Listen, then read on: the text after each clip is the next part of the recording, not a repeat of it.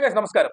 ഇന്ന് മലയാള സിനിമാ രംഗത്ത് ഒരു പൊതുവേദിയിൽ ഒരു ചടങ്ങിനിടെ നടൻ ആസിഫ് അലിയെ സംഗീത സംവിധായകൻ രമേശ് നാരായണൻ അപമാനിച്ചു എന്ന രീതിയിൽ ഒരു വീഡിയോ പ്രചരിക്കുന്നുണ്ട്. അത് മെയിൻ ധാര പത്രങ്ങളും അല്ലെങ്കിൽ മീഡിയകളും ഒരുപാട് ചർച്ചകൾ ഇപ്പം വന്നുകൊണ്ട് നിൽക്കുന്നുണ്ട്, വീഡിയോസ് വന്നുകൊണ്ട് നിൽക്കുന്നുണ്ട്, ചർച്ചകളാവുന്നുണ്ട്. സോ കറക്റ്റ് എന്താണ് സംഭവിച്ചത് എന്നുള്ള ഒരു വീഡിയോ കണ്ടിട്ട് നമുക്ക് അതിനെക്കുറിച്ച് സംസാരിക്കാം. എൻ്റെ ഒരു ഒപ്പീനിയൻ ആണ്. ഇത്തരത്തിലുള്ള വീഡിയോ വരുന്ന സമയത്ത് നമ്മളൊരു ഒപ്പീനിയൻ പറയാതിരുന്നാൽ അത് നമുക്ക് തന്നെ ഒരു കുറച്ചിലാണ്. സോ അതുകൊണ്ടാണ് ഈ വീഡിയോ ചെയ്യുന്നത്. നമുക്ക് ആ വീഡിയോയിലേക്ക് പോകാം. വീഡിയോ നോക്കാം ഗൈസ്.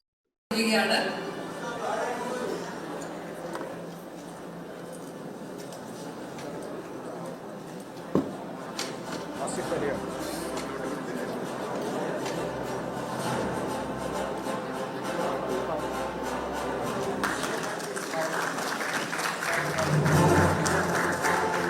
ജയരാജ് സാറിന്റെ ചിത്രത്തിന് വേണ്ടി മ്യൂസിക് സംവിധാനം ചെയ്തിരിക്കുന്നത് ശ്രീ സന്തോഷ് നാരായണൻ സാർ. നിറഞ്ഞ കൈയ്യടി കൊടുത്തുകൊണ്ട് അദ്ദേഹത്തെ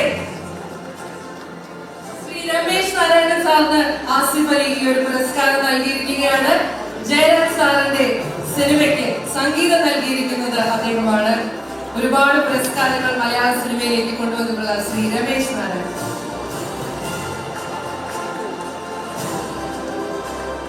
അടുത്തതായി മലയാള സിനിമയിലെ ഏറ്റവും ഇതിൽ വളരെ കറക്റ്റായിട്ട് കാണുന്നുണ്ട് എന്താ സംഭവിച്ചെന്നുള്ളത്.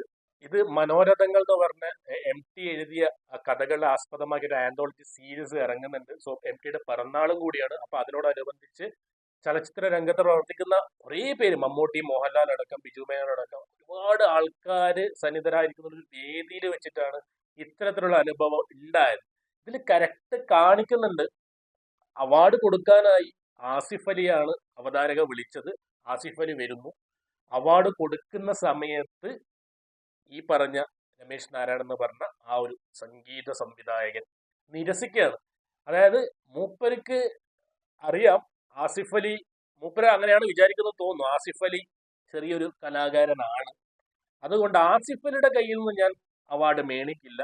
അപ്പോൾ ഡയറക്ടർ ജയരാജനെ വിളിച്ചു വരുത്തി ജയരാജന്റെ കയ്യിൽ നിന്ന് അവാർഡ് ഏറ്റുവാങ്ങുമ്പോൾ ആ ഒരു രംഗം നമ്മൾ ശരിക്കും ആലോചിക്കണം. ആസിഫ് അലി എന്ന് പറഞ്ഞ നടൻ എത്രമാത്രം അത് ഇൻസൾട്ട് ആയിട്ടുണ്ടാവും.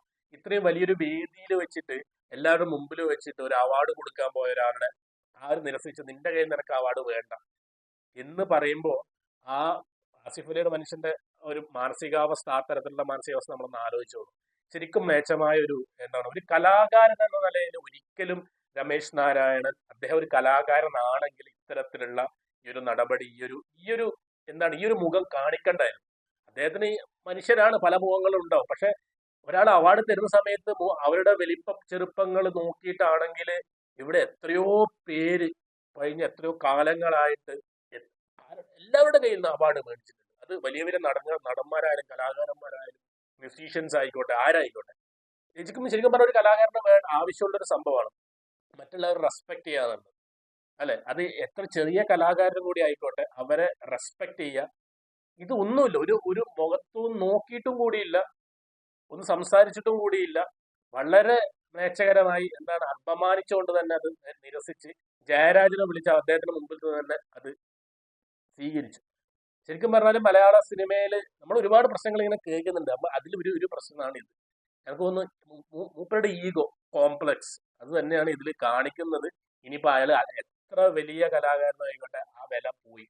സമൂഹത്തിൽ മൂപ്പർക്കില്ല, ആ വില പോയി. അയാളെ തന്നെ നശിപ്പിച്ചു എന്ന് വേണം പറയാൻ പറ്റും. ആസിഫ് അലിനെ കുറിച്ചെല്ലാം നമുക്കറിയാം. ആസിഫ് അലി എങ്ങനെയാണ് മലയാള സിനിമയിൽ എത്തിയത്.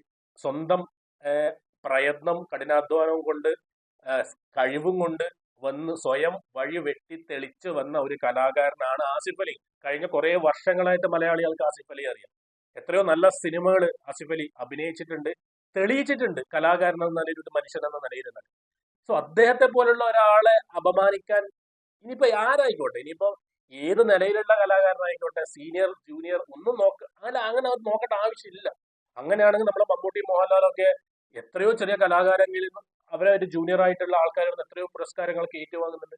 അതൊക്കെ ഒരു കോമൺ സെൻസ് ആണ്. അത്രയും സംസ്കാരശൂന്യമായി പെരുമാറാൻ അറിയുന്ന ആൾക്കാർക്ക് മാത്രമേ ഇത്തരത്തിലുള്ള നീചമായ പ്രവർത്തികൾ ചെയ്യാൻ പറ്റൂ. എന്നിട്ട് കലാകാരൻ എന്ന പേരും.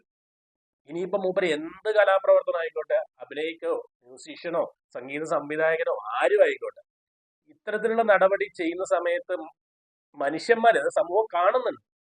അദ്ദേഹത്തിന് ഈ ഒരു സമൂഹത്തിലുള്ള അല്ല കലാരംഗത്തുള്ള ആ ഒരു വില മൂപ്പര് തന്നെ തച്ച് ഉടച്ച് ഇട്ടിരിക്കുകയാണ്. സോ ഇതിൽ ന്യായീകരണമായിട്ട് രമേശ് നാരായണൻ വീണ്ടും ഞാൻ ഒരു പോസ്റ്റ് ഇട്ടിട്ടുണ്ട്, അല്ലെങ്കിൽ അദ്ദേഹത്തിന്റെ വാക്കുകൾ നമ്മൾ ശ്രദ്ധിച്ചറിയത് ഈ ഒരു സംഭവമാണ് ചെയ്തത്. ഞാൻ ആസിഫ് അലിയെ അപമാനിച്ചിട്ടില്ല, ആസിഫ് അലിയാണ് എനിക്ക് അവാർഡ് തരാൻ വരുന്നത് എന്നത് അറിഞ്ഞിരുന്നില്ല, അനൗൺസ്മെന്റ് കേട്ടില്ല, ഇത് മൊമെന്റോ കൊടുക്കാനാണോ വാങ്ങാനാണോ ഉള്ള ഒരു കൺഫ്യൂഷൻ ആയിരുന്നു എന്ന് ഞാനിന്ന് രമേശ് നാരായണൻ പറയുന്നത് മാപ്പ് പറയാൻ തയ്യാറായി എന്നാണ് പറയുന്നത്. പക്ഷെ എത്ര ഇനി ഒരാള് അത്രയും ഒരു വേദിക്ക് മുന്നിൽ വെച്ചുള്ള ഒരു വേദിയിൽ ഇരുത്തിക്കൊണ്ട് അല്ലെങ്കിൽ അദ്ദേഹത്തിന് പുരസ്കാരം തരാമെന്ന ഒരാളെ അപമാനിച്ചു കഴിഞ്ഞിട്ട് പിന്നെ അതിൽ മാപ്പ് പറയുന്നതിൽ യാതൊരു കാര്യമില്ല. മൂപ്പര് പറയുന്നത് ഇങ്ങനെയാണ്: ആസിഫ് അലിയെ ഞാൻ അപമാനിച്ചിട്ടില്ല, നിങ്ങൾക്ക് അങ്ങനെ തോന്നിയെങ്കിൽ ക്ഷമ ചോദിക്കുന്നു. ആസിഫ് അലിയാണ് തരുന്നത് എന്ന് എനിക്കറിയില്ലായിരുന്നു, അനൗൺസ്മെന്റ് ഞാൻ കേട്ടില്ല.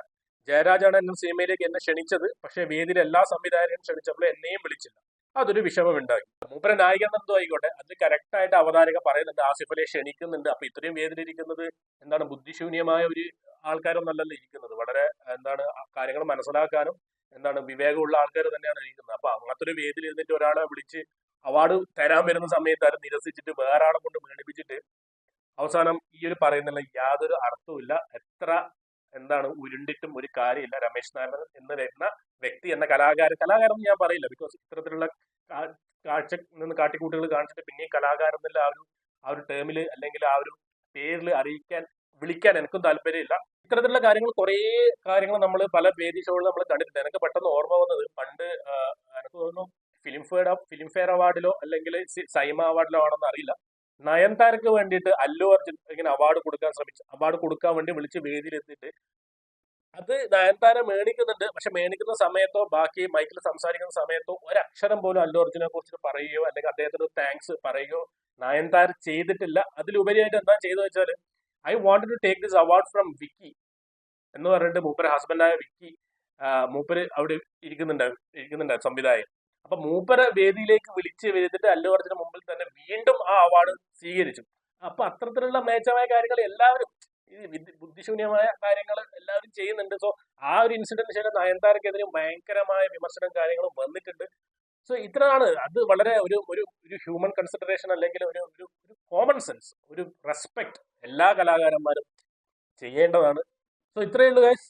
ബാക്കി കാര്യങ്ങൾ അറിയില്ല എന്താണ് സംഭവിക്കാന്ന്. So thank you so much guys for watching me and signing of.